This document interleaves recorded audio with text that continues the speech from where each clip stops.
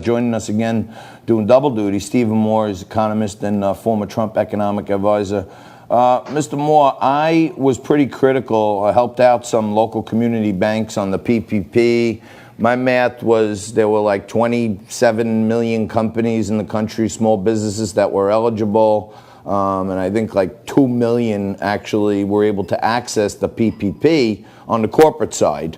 So I feel like, as much as the government was saying, give out this money quick, because I was on calls with Treasury and the FDIC and the SBA, and they're telling them, give out the money quick.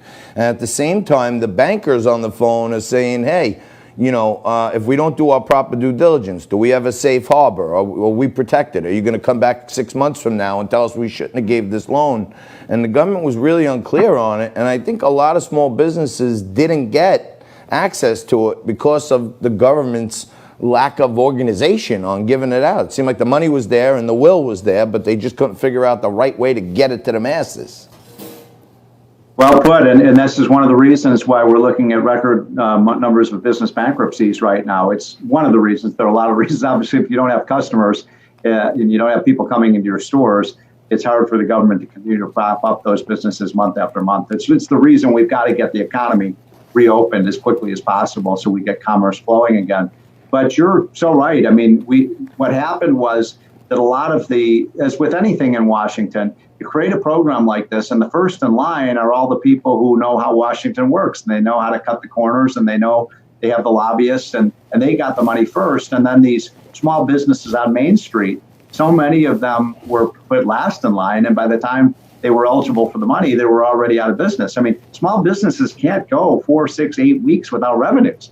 I know the politicians don't understand that because they've never run businesses. Right, and Bill de Blasio made a comment about a month back that, our small businesses are tough. They could handle another couple of months.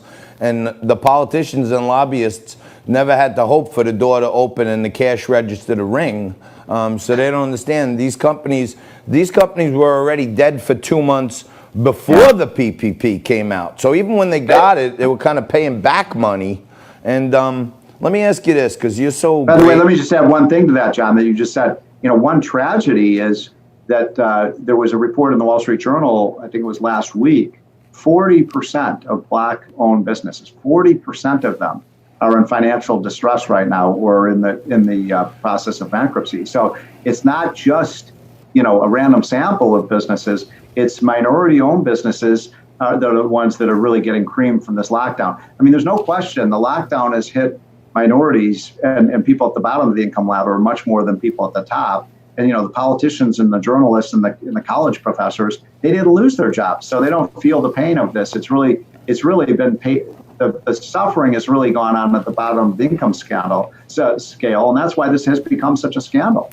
Yeah, and to me, I like to swirl up a good conspiracy every so often because it's good for ratings. But, it sure seems to me that by all accounts, and I'm friends with John McLaughlin, who was one of the only pollsters that had it right last time, that Trump was making amazing gains in the African-American community with both jobs, with new business starts for small minority-owned business, and home ownership. And it sure seems like me that this is part of a bigger plan to keep us continued lockdown, is to get those businesses, disabled and those homes foreclosed on, and kill some of the great favor I think Trump was winning with the minority community. Well, I don't know if it's intentional or not, but the fact is, if you look at, for example, the bill that passed the House a few weeks ago, that would provide 6 more months of unemployment benefits that pay workers more money for staying off the job than going back on the job. We are now in a process slowly where we're getting businesses up and running again, the ones that survived. They need workers, right? And this is so amazing. We have 35 million people unemployed in this country, but we don't have workers going back on the job because they can make more staying unemployed.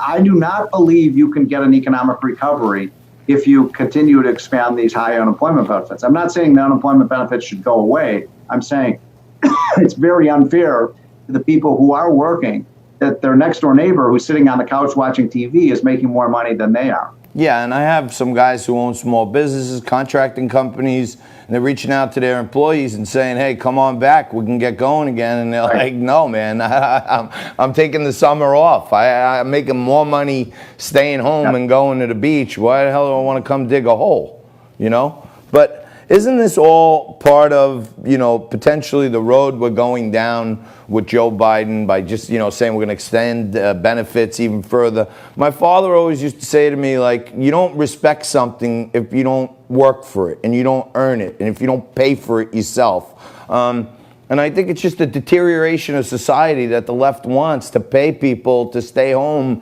and create a laziness where they just become accustomed to the government paying them.